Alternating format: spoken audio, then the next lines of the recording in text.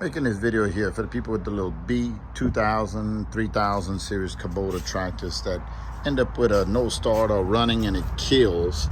There are two switches underneath here. One of them right here, and the other one is right there. These two switches are cheaply made and they fall apart. So you can push them back together and glue them and actually repair them yourself. It doesn't pay to change them. But in the event the switch touches, it can short out.